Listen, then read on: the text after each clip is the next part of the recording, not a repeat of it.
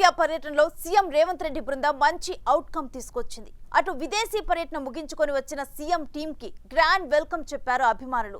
సీతారామ ప్రాజెక్టును సీఎం రేవంత్ జాతికి అంకితం చేశారు. అటు గోల్కొండ కోటపై 15 ఆగస్టు వేడుకల్లోనూ పాల్గొన్నారు. తెలంగాణను ప్రపంచానికి ముఖద్వారంగా మార్చాలని, తెలంగాణ బ్రాండును విశ్వ వేదికపై సగర్వంగా చాటాలని స్వాతంత్ర దినోత్సవం సందర్భంగా సీఎం పిలుపునిచ్చారు.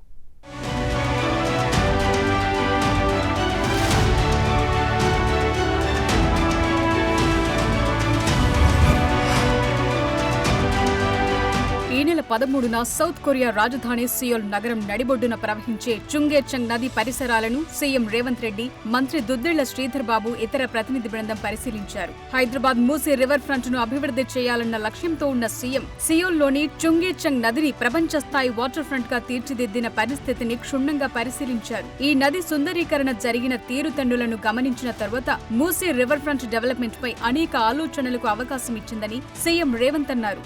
సియోల్ మధ్య నుంచి వెళ్లే ఈ నది దాదాపు 11 కిలోమీటర్ల మేర విపరీతమైన కలుషితాలతో ఉండేది. ఈ నదిని 2005 నాటి నుంచి పునరుద్ధరణ పనులతో ప్రపంచ ప్రఖ్యాతిగాంచిన రివర్ ఫ్రంట్ గా తీర్చిదిద్దిన తరువాత సియోల్ వాసులే కాకుండా ప్రపంచం నలుమూలల నుంచి ఏటా దాదాపు 19 కోట్ల మంది పర్యాటకులు సందర్శిస్తున్నారు. పర్యావరణం బాగుపడింది. సిటీ మరింత కొత్త రూపురేఖలు సంతరించుకుంది.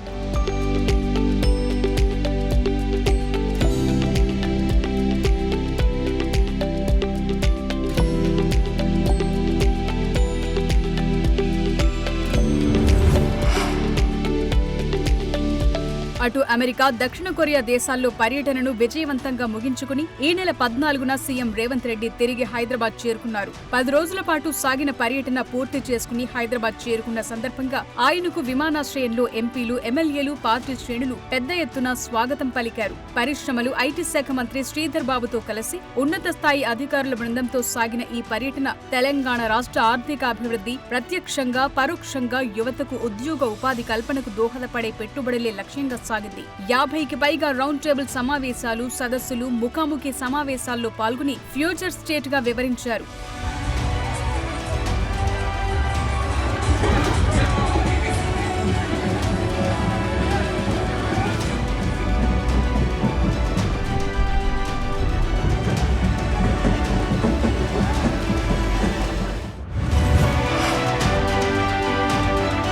కొరియా నుంచి హైదరాబాద్ వచ్చి రాగానే సీఎం రేవంత్ కోకాపేటలో ఏర్పాటు చేసిన కాగ్నిజెంట్ కొత్త క్యాంపస్ ను ప్రారంభించారు. అంతర్జాతీయ, జాతీయ స్థాయి కంపెనీలతో చేసుకునే ఒప్పందాలు ఎప్పటికప్పుడు స్ట్రీమ్లైన్ అయ్యేలా కొత్తగా తెలంగాణ ఇన్వెస్టర్స్ టాస్క్ ఫోర్స్ వ్యవస్థను ఏర్పాటు చేయబోతున్నట్లు ముఖ్యమంత్రి రేవంత్ రెడ్డి ప్రకటించారు. Technology, skills, pharma, life sciences తదితర రంగాల్లో అపారమైన అవకాశాలున్న తెలంగాణలో పెట్టుబడుల భద్రతకు ప్రభుత్వమే భరోసా ఇస్తుందని చెప్పారు.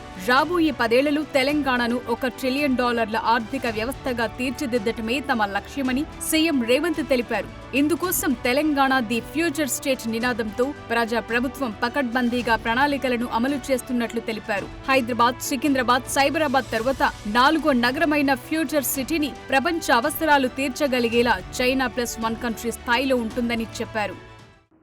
హైదరాబాద్ ఏ విధంగా అయితే అభివృద్ధి చెందిందో కాగ్నిజెంట్ కూడా సూర్య గుమ్మడి గారు చెప్పినట్టు 2002లో ఒక చిన్న సంస్థగా ఇక్కడ పని మొదలుపెట్టి ఈరోజు తెలంగాణ రాష్ట్రంలో అత్యధికంగా ఉద్యోగ అవకాశాలు కల్పిస్తున్న 2వ సంస్థగా కాగ్నిజెంట్ రాణించింది. భారతదేశంలో టాటాలతో పోటీ పడగలిగిన శక్తి సామర్థ్యం తెలంగాణ రాష్ట్రంలో టాటాలతో పోటీపడి నిరుద్యోగ సమస్యకు పరిష్కారం చూపిస్తున్న సంస్థ కాగ్నిజెంట్ సంస్థ. ఈరోజు లక్షలాది మంది తెలంగాణలో చదువుకుంటున్న ఇంజనీరింగ్, నాన్ ఇంజనీరింగ్ స్టూడెంట్స్కి ఉద్యోగ ఉపాధి అవకాశాలు వస్తున్నాయి అని అంటే కంటిన్యూస్గా కులీ కుతుబ్ షాయి నుంచి మొదలు పెడితే నారా చంద్రబాబు నాయుడు గారి వరకు ఎక్కడ కూడా హైదరాబాదు నగర అభివృద్ధి విషయంలో సిద్ధాంతపరంగా, రాజకీయ పరంగా విభేదాలు, భిన్న అభిప్రాయాలు ఉన్న హైదరాబాదు నగర అభివృద్ధిలో ఎప్పుడు కూడా అది ప్రభావం చూపించలేదు. అటు కొత్త క్యాంపస్ ఏర్పాటుతో కాగ్నిజెంట్ సంస్థకు దేశంలోనే హైదరాబాద్ అతిపెద్ద కేంద్రంగా మారిందని, ప్రస్తుతం సుమారు 65,000 మంది ఉద్యోగాలు చేస్తున్నారని, తద్వారా తెలంగాణలో ఉద్యోగాలు కల్పించే రెండో అతిపెద్ద సంస్థగా కాగ్నిజెంట్ ఎదగటం గొప్ప విషయమని సీఎం అభినందించారు. దావోస్ పర్యటనలో అంగీకారం కుదిరితే కేవలం 6 నెలల వ్యవధిలోనే కాగ్నిజెంట్ వారు హైదరాబాద్ లో నూతన క్యాంపస్ ఏర్పాటు చేయటం రికార్డని సీఎం కొనియాడారు. దివంగత ప్రధాని రాజీవ్ గాంధీ మద్దతుతో ఉమ్మడి రాష్ట్రంలో నాటి సీఎం నేదురుమల్లి ఐటీ పార్కుకు శంకుస్థాపన చేసిన నేపథ్యమే హైదరాబాద్ ను ఐటీలో మేటిగా నిలబెట్టిందని సీఎం రేవంత్ గుర్తు చేశారు. రాబోయే రోజుల్లో కూడా పెట్టుబడులు, ఒప్పందాల ప్రక్రియ కొనసాగుతుందని సీఎం అన్నారు. తెలంగాణకు మొత్తం 3 వలయాలుంటాయని, కోర్ అర్బన్ హైదరాబాద్ మొదటి వలయమైతే రీజనల్ రింగ్ రోడ్ వరకు ఉండే రెండోదైన సెమీ అర్బన్ వలయంలో మ్యానుఫ్యాక్చరింగ్ హబ్స్, ఫ్యూచర్ సిటీ ఉంటాయని, ఇక మూడో వలయమైన రూరల్ తెలంగాణలోని గ్రామాలను ఆసియాలోనే ఉత్తమ గ్రామాలుగా తీర్చిదిద్దుతామని ముఖ్యమంత్రి రేవంత్ రెడ్డి పేర్కొన్నారు. ఈరోజు అంతర్జాతీయ ఎయిర్పోర్ట్కు కూతవేటు దూరంలో, hardly 20 minutes drive from international airport, ఒక కొత్త నగరం, 4th సిటీని, ఫ్యూచర్ సిటీని మా ప్రభుత్వం నిర్మించాలనుకుంటుంది. ఈ 4th city, future city China plus one country కోసం అమెరికా, సౌత్ కొరియా, ఇతర దేశాలు ఏదైతే చూస్తున్నాయో ఈ అన్ని ప్రశ్నలకు సమాధానంగా 4th సిటీ మేము ఫ్యూచర్ సిటీగా ఏదైతే నిర్మించాలనుకుంటున్నామో అదే సమాధానం చెప్తుంది. ఈ ఫ్యూచర్ సిటీలో మీరందరూ భాగస్వాములు కావాలి. కాగ్నిజెంట్ తొందరలోనే 1,00,000 మంది నిరుద్యోగులకు ఉద్యోగ అవకాశాలు కల్పించేటప్పటికీ ఆ ఫ్యూచర్ సిటీలో కూడా మీ ప్రెజెన్స్ కనిపించాలి. ఇక 15 ఆగస్టు సందర్భంగా సీఎం రేవంత్ రెడ్డి సైనిక వీరులకు నివాళులర్పించారు. సికింద్రాబాద్ పరేడ్ గ్రౌండ్స్ లోని సైనిక అమరవీరుల స్మారకం వద్ద పుష్పగుచ్చం సమర్పించి శ్రద్ధాంజలి ఘటించారు. వీర సైనికులకు సెల్యూట్ చేశారు. వారి త్యాగాలను స్మరించుకున్నారు. అటు గోల్కొండ కోటపై జరిగిన స్వాతంత్ర్య వేడుకలకు సీఎం రేవంత్ హాజరయ్యారు. జాతీయ జెండాను ఆవిష్కరించారు. తెలంగాణను ప్రపంచానికి ముఖద్వారంగా మార్చారు. తెలంగాణ బ్రాండ్ను విశ్వవేదికపై సగర్వంగా చాటాలని స్వాతంత్ర్య దినోత్సవ సందేశంలో సీఎం రేవంత్ రెడ్డి చెప్పారు. దేశానికి స్వాతంత్ర్యం వచ్చిన రోజే తెలంగాణ రైతుకు ఆర్థిక స్వాతంత్ర్యం వచ్చిందని ఘనంగా చెప్పుకునేలా 2 లక్షల రుణమాఫీ అమలు చేస్తున్నామన్నారు. గత 10 ఏళ్లుగా తెలంగాణ కోల్పోయిన స్వేచ్ఛను పునరుద్ధరించటమే ప్రజా ప్రభుత్వ తొలి ప్రాధాన్యతగా భావించామని, భౌతికంగా కంచెలు తొలగించటమే కాదు మానసిక బానిసత్వ సంకెళ్లు తెంచేశామన్నారు. పాలకులు తప్పు చేస్తే నిలదీసే స్వేచ్ఛ ఈరోజు తెలంగాణలో ఉందన్నారు. దేశానికి పట్టెడన్నం పెట్టి అన్నదాత సుఖ సంతోషాలతో ఉంటేనే దేశం సుభిక్షంగా ఉంటుందని, అందుకే 31,000 కోట్లు వెచ్చించి తెలంగాణ రైతును రుణ విముక్తులను చేస్తున్నామన్నారు. రుణమాఫీతో తన జన్మ ధన్యమైనట్లుగా భావిస్తున్నారని అన్నారు. రాష్ట్రంలోని రైతాంగం నేడు అతిపెద్ద పండగ జరుపుకుంటుంది. ఇంతకాలం రుణభారంతో బతుకు భారమై తెలంగాణ రైతన్నలు నేడు తల ఎత్తుకొని దర్జాగా తిరిగే రోజులు వచ్చాయి. ఎన్నికల సందర్భంగా వరంగల్లో ప్రకటించిన రైతు డిక్లరేషన్కు అనుగుణంగా దేశంలో ఎక్కడా జరగని విధంగా రైతన్నలకు 2 లక్షల రూపాయల వరకు ఏకకాలంలో రైతు రుణమాఫీ చేసి రైతు కుటుంబాలను ఆదుకోవాలన్న ఆలోచన, ఆ కార్యక్రమాన్ని మొదలుపెట్టి దిగ్విజయంగా ముందుకు తీసుకెళ్తున్నది ప్రజా ప్రభుత్వం.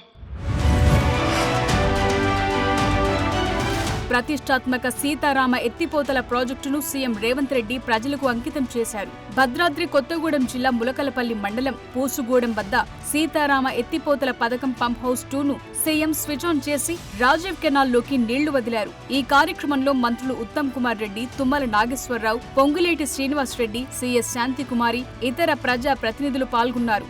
రాష్ట్రంలో పెండింగ్ లో ఉన్న సాగునీటి ప్రాజెక్టులన్నిటినీ వెంటనే పూర్తి చేస్తామని సీఎం రేవంత్ రెడ్డి ఈ సందర్భంగా చెప్పారు. అనంతరం సీతారామ ప్రాజెక్టు పైలాన్ను ముఖ్యమంత్రి ఆవిష్కరించారు.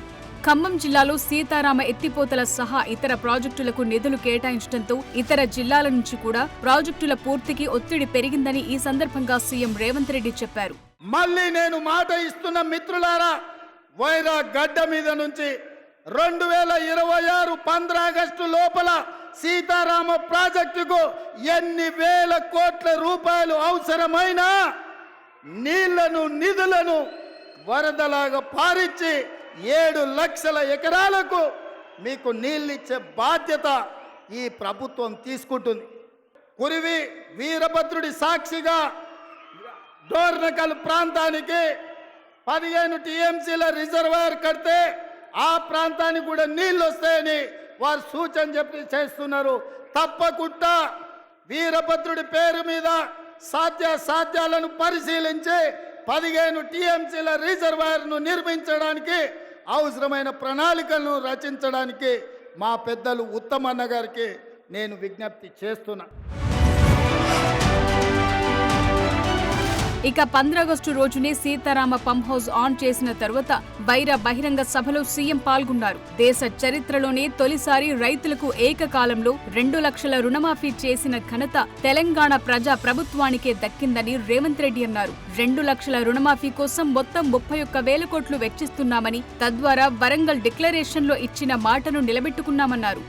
సాగుకు జీవం, రైతుకు ఊతం పేరుతో ఖమ్మం జిల్లా వైరాలో ఏర్పాటు చేసిన బహిరంగ సభలో సీఎం మాట్లాడారు. ప్రజా ప్రభుత్వం ఎజెండాలో వ్యవసాయ రంగానికి ప్రాధాన్యత ఉందని, ఒకవైపు రైతు సంక్షేమ కార్యక్రమాలు అమలు చేస్తూ మరోవైపు రాష్ట్రంలోని పెండింగ్ ప్రాజెక్టులను కూడా శరవేగంగా పూర్తి చేస్తామన్నారు. అటు ప్రాజెక్టుల నిర్మాణం, ఇటు రుణమాఫీతో తెలంగాణ రైతన్నల ఇంట పండుగ వాతావరణం నెలకొందన్నారు.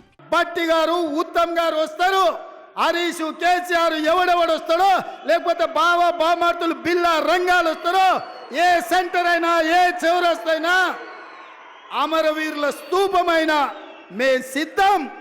మీకు సీము నెత్తురుంటే చర్చకు రండి. 10 ఏళ్ల మీ పాలన, 8 నెలల మా ఇందిరమ్మ పాలన మీద చర్చ పెడదాం, సవాలు చేద్దాం. తెలంగాణ సమాజాన్ని న్యాయం చెప్పమని అడుగుదాం.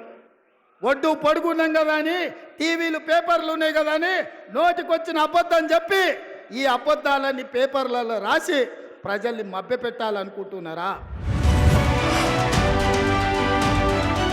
ఏకకాలంలో 2 లక్షల రుణమాఫీ అసాధ్యమని, ఒకవేళ కాంగ్రెస్ ప్రభుత్వం రుణమాఫీ చేస్తే పదవులకు రాజీనామాలు చేస్తామన్న ప్రతిపక్ష నేతలు ఇప్పటికైనా తప్పు తెలుసుకొని తెలంగాణ ప్రజలకు క్షమాపణలు చెప్పాలని సీఎం కౌంటర్ ఇచ్చారు. సిద్దిపేట రాజీనామా చేస్తావని రాజీనామా చెయ్యి. సిద్దిపేటలో నువ్వు ఎట్లా గెలుస్తావో నేను చూస్తా బిడ్డ. నువ్వు అనుకుంటున్నావేమో సాగుతుందని, దేనికైనా సాగుతుంది. వయసులో ఉంటే పంది కూడా అందంగానే కనిపిస్తుంది. అధికారం ఉంటే నీలాకటోళ్ళకు నీళ్ళు కూడా అట్లనే ఉంటుంది. ఇవాళ అధికారం పోయింది కదా, ఇప్పుడు తెలుస్తుంది నీకు నొప్పి ఏందో, పేద ప్రజల కష్టాలేందో. అందుకే ఇవాళ తండ్రి ముఖం సాటేసిండు, ఫామ్ హౌస్లో వండుకున్నాడు. ఇవాళ ఆయన ఫామ్ హౌస్లో నుంచి బయటికి వస్తలేడు. బయటికి వచ్చినోడు వీడు అబద్ధాలు చెప్పుడు ఆపుతలేడు. అందుకే మిత్రులారా, అప్రమత్తంగా ఉండండి. అయ్యో పాపం అని సానుభూతి చూస్తారా అంటే నాగుపాముకు నాగుకు పాలు పోసినట్టే అవుతుంది. బీఆర్ఎస్ వణిగిన మళ్ళీ దగ్గరికి రానిస్తే. స్వాతంత్ర్య దినోత్సవం సందర్భంగా సంప్రదాయం ప్రకారం రాజ్భవన్లో జరిగిన ఎట్ హోమ్ కార్యక్రమంలో గవర్నర్ జిష్ణుదేవ్ వర్మతో కలిసి సీఎం రేవంత్ రెడ్డి పాల్గొన్నారు. గవర్నర్ దంపతులతో కలిసి సీఎం అతిథులను మర్యాదపూర్వకంగా పలకరించారు. ఎట్ హోమ్ కార్యక్రమంలో మండలి చైర్మన్, స్పీకర్, మంత్రులు, ఎంపీలు, ఎమ్మెల్యేలు, ఎమ్మెల్సీలు, సీఎస్, త్రివిధ దళాల అధికారులు, వివిధ రంగాలకు చెందిన ప్రముఖులు పాల్గొన్నారు.